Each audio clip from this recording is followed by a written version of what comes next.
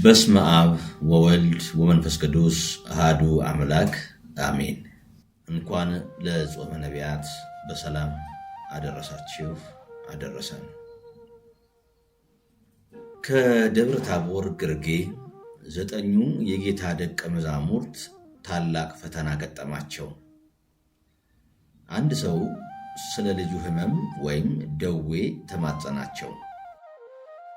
ከሰይጣን እስራት እንዲፈቱለት፣ ነፃነት እንዲሰጡት፣ ሰላሙን እንዲመልሱለት፣ ከሰው እኩል እንዲያደርጉት። ያንን ለማድረግ ቢሞክሩም ግን ለሐዋርያት እንዳሰቡት አልቀናቸውም። በብላቴናው ያደረው የሰይጣን አገዛዝ አሁንም ጸንቶበት ነበር።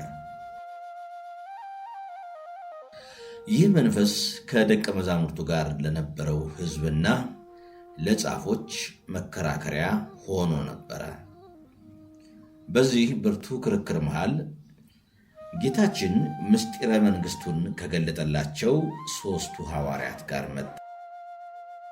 ስለምን እንደሚከራከሩም ጠየቃቸው።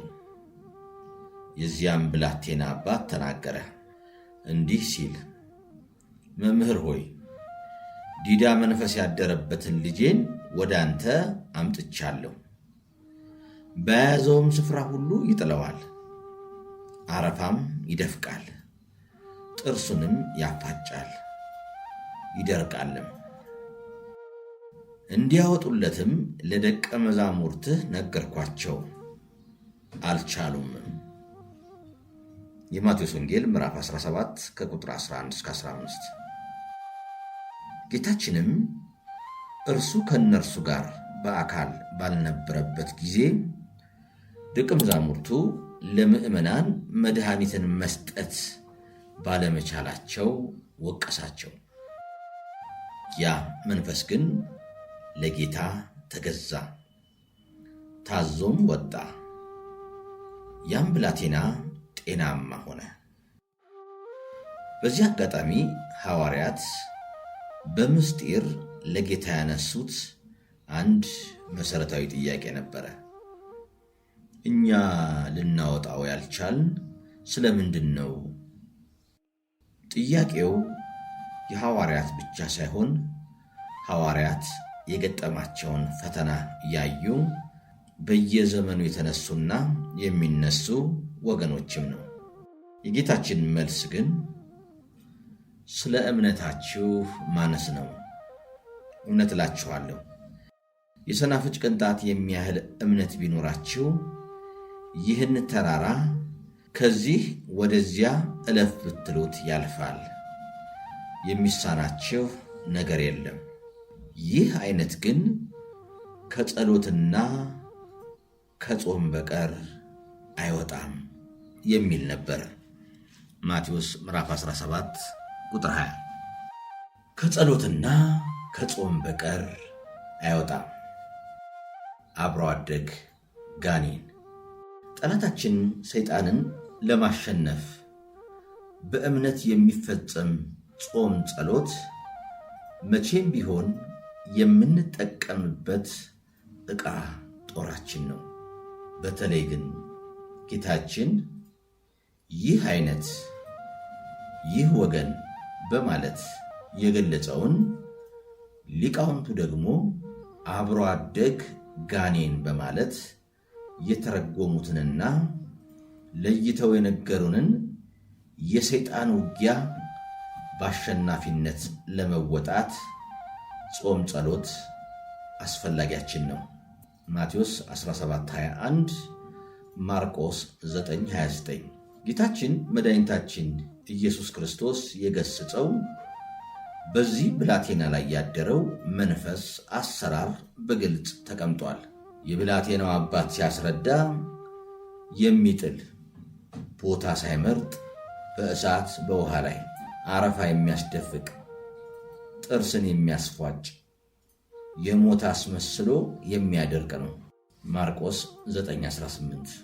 ጌታችን ምን ያህል ጊዜ በዚህ መንፈስ እንደተገዛ የብላቴናውን አባት ሲጠይቀው ከሕፃንነቱ ጀምሮ ነው በማለት መልሷል። ይህም መንፈሱ ለረጅም ጊዜ መቆየቱን አብሮ አደግነቱን ይገልጻል። ከዚህ በተጨማሪም በጨረቃ እየተነሳበት ክፉኛ ይሰቃያል በማለት እንደገለጸው ጊዜ እየመረጠ እየለየ እንደሚያሰቃየው ነግሮናል። ማቴዎስ 17 ቁጥር 15። የዚህ አብሮ አደግ ጋኔን ጸባይ ይህ ብቻ ሳይሆን ጌታችንን ጊዜው ሳይደርስ ልታሰቃየን ወደዚህ መጣህን እያሉ ሲጮኹ ከነበሩ ርኩሳን መናፍስት በተለየ የማይናገር ዲዳ መንፈስ እንደሆነ ተገልጿል። እንዲህ ያለው መንፈስ ላደረበት ሰው ብቻ ሳይሆን ለቤተሰብ ሁሉ ፈተና ይሆናል። የዚህ ብላቴናም አባት ልጁ ከባህር እንዳይወድቅ በእሳት እንዳይቃጠል በመጠበቅ ይንገላታ ነበረ።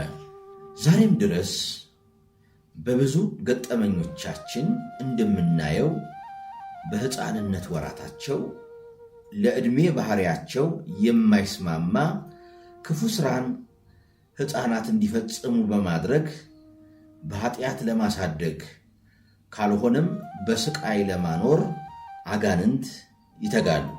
እነዚህ ሕፃናት አድገው ራሳቸውን አውቀው ወደ ቤተ ክርስቲያን ሲመጡ በውስጣቸው ያለ የሰይጣን መንፈስ የዕጣኑን ሽታ፣ የጧፉን ብርሃን፣ የቤተ ክርስቲያን የደጇን አፈር፣ ጠበሏ፣ እምነቷ፣ የተለያዩ ንዋየ ቅድሳቷ ሲሸተው ሲያይ ወይም በሰውየው በኩል ሲነካ ይታሰራል፣ ይቃጠላል፣ ይወድቃል። ይህም የእግዚአብሔር የሆነውን ነገር ሁሉ በመንካቱ ወደ እርሱም ርስት በመግባቱ የሚገጥመው ቅጣት ነው። የካህናቱ አልባሳትና ጥላ ሁሉ ለእርሱ እሳት ነው። የዚህ መንፈስ ፍጹም ሽንፈት ግን ይህ አይደለም። ብዙዎቻችን በቅጥረ ቤተ ክርስቲያን ወድቀው በአጋንንት እስራት ሲሰቃዩ ከምናያቸው ሰዎች ሁሉም ፈውስን ሲያገኙ አይታይም። ከላይ በጠቀስነው ብላቴና ላይ ያደረው መንፈስ በደብረ ታቦር ተራራ ግርጌ ቢወድቅም በሐዋርያቱ ፊት ቢንፈራፈርም ፍጹም ማሸነፍን ግን አላሸነፉትም ነበር። ለዚህም ነው ሐዋርያት ለምን አልቻልንም በማለት የጠየቁት። እኛም በጠበል ቤቶቻችን ወይም በቅድስት ቤተ ክርስቲያን ወድቆ ሲቃጠል የምናየው መንፈስ አንዳንዴ ሲፎክርብን አሳድጌ አልለቅም እያለ ሲዝትብን ሁሉ ይስተዋላል። አንዳንዱም መንፈስ የማይሸነፍ አድርገን በመውሰድ ተጠቂዎችን ተስፋ እናስቆርጣለን።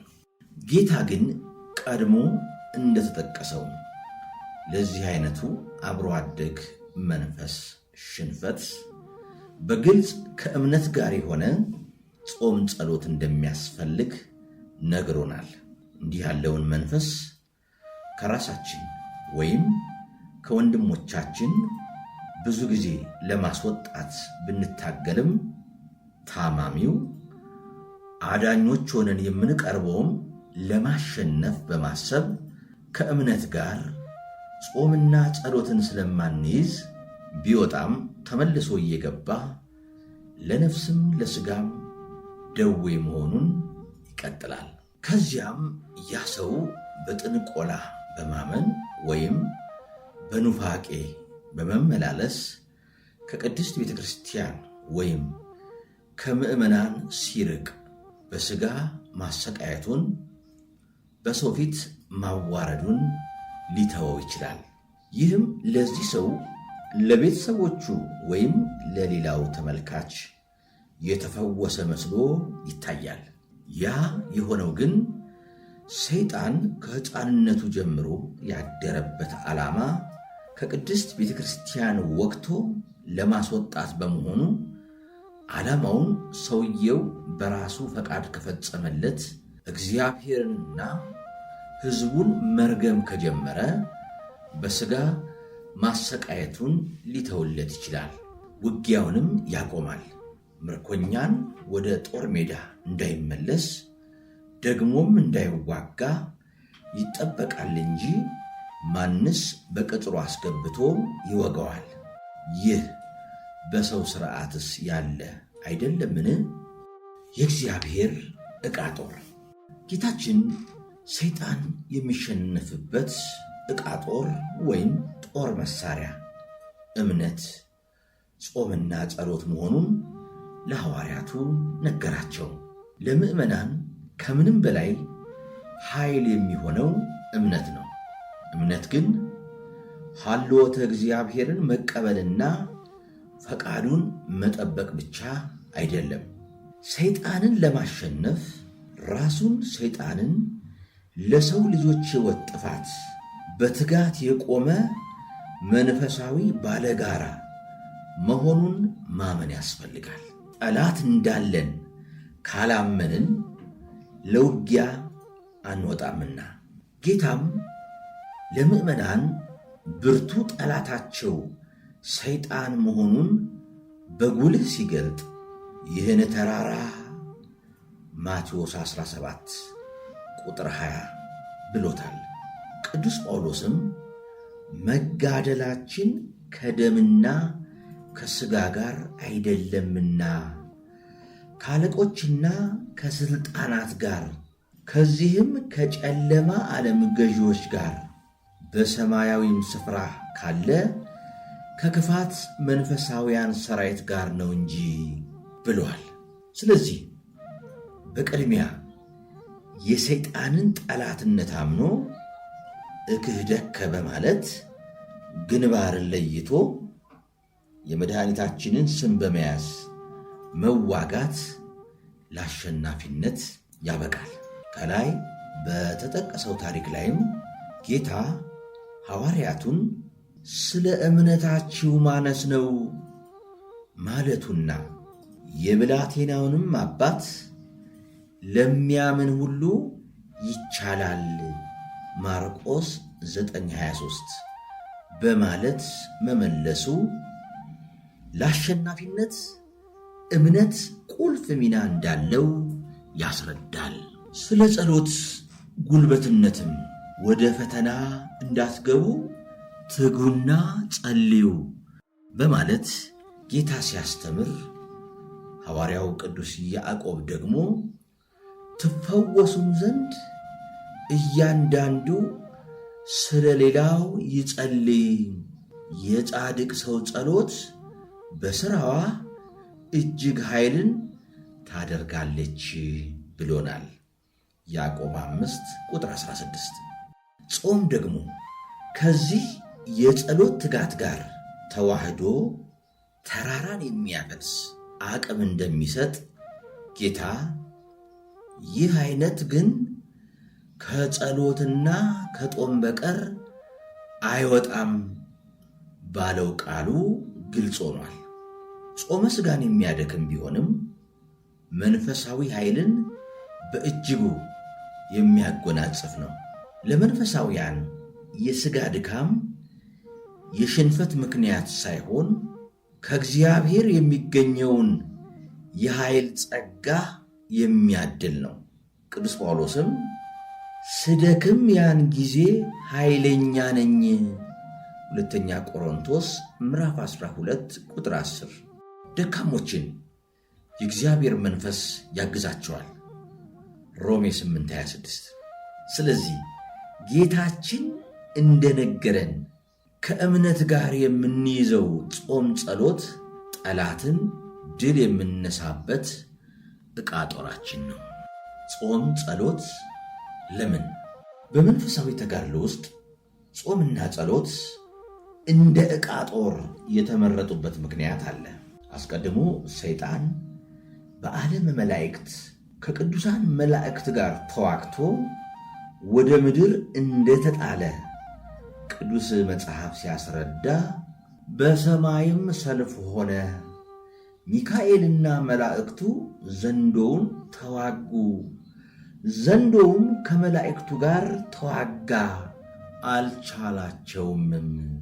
ከዚያም ወዲያ በሰማይ ስፍራ አልተገኘላቸውም። ዓለሙንም ሁሉ የሚያስተው ዲያብሎስና ሰይጣን የሚባለው ታላቁ ዘንዶ እርሱም የቀደመው እባብ ተጣለ፣ ወደ ምድር ተጣለ ይለናል ራእይ 12 ከቁጥር 7 እስከ 9። እነዚህ ቅዱሳን መላእክት ሰይጣንን ያሸነፉት በራሳቸው ኃይል አይደለም፣ በረድኤተ እግዚአብሔር እንጂ። ቅዱሳን መላእክት ዘወትር የእግዚአብሔርን ፊት ያያሉ። ቅዱስ ቅዱስ ቅዱስ የሰራዊት ጌታ እግዚአብሔር፣ ምድር ሁሉ ከክብሩ ተሞልታለች እያሉ ቀንና ሌሊት አያርፉም። ኢሳይያስ 6 ቁጥር 2፣ ራእይ 4 ቁጥር 8። ስሜም በእርሱ ስለሆነ ዘጸአት 23 ቁጥር 21 ተብሎ የተነገረላቸው የእምነትና የምስጋና ወገኖች ናቸው። ሰዎችም ቅዱሳን መላእክት ያሸነፉትን የሰይጣን መንፈስ ድል ለመንሳት በጸሎት የእግዚአብሔርን ፊት ዘወትር ማየት፣ ስመ አምላክን መሸከም የግድ የሚያስፈልግ ነው። ሰይጣንን በራሳችን ጉልበት ልንረታው አንችልም። ጸሎት፣ ረድኤተ እግዚአብሔር የምናቀርብበት ለተሰጠንም ጸጋና ረድኤት ምስጋና የምናቀርብበት ሥርዓት ነውና። ከዚህ በተጨማሪ ደግሞ በውጊያ የቅዱሳን መላእክትን ኃይል ገንዘብ ለማድረግ ጾም ወሳኝ ነው። ከምድር ለሥጋ የሆነውን እህል ውሃ ሳንቀምስ ያለ ምድራዊ መብልና መጠጥ እግዚአብሔርን በማመስገን ያለ እህል ውሃ ከሚኖሩ መላእክት ጋር አንድ እንሆናለን። በዚህ ትሩፋታችን እንደ ረቂቃን መላእክት በእግዚአብሔር አጋዥነት ክፉ መንፈስ የሆነውን የሰይጣንን ፍላጻ እንቋቋማለን። መንፈሳዊ ውጊያው ተሸንፎ ከተሰደደ መንፈስ ጋር በመሆኑና ጦርነቱ የሰማያዊው ጦርነት ቀጣይ ክፍል በመሆኑ ካሸነፉ ቅዱሳን መላእክት ጋር በሃይማኖትም በግብርም መተባበር ያስፈልጋል። ቅዱስ መጽሐፍ ያንን ሲገልጽ ዘንዶም ወደ ምድር እንደተጣለ ባየ ጊዜ ወንድ ልጅ የወለደችውን ሴት አሳደዳት፣ ከዘሯ የቀሩትን ሊዋጋ ሄደ ብሎናልና ራእይ ምዕራፍ 12 ከቁጥር 13 እስከ 17።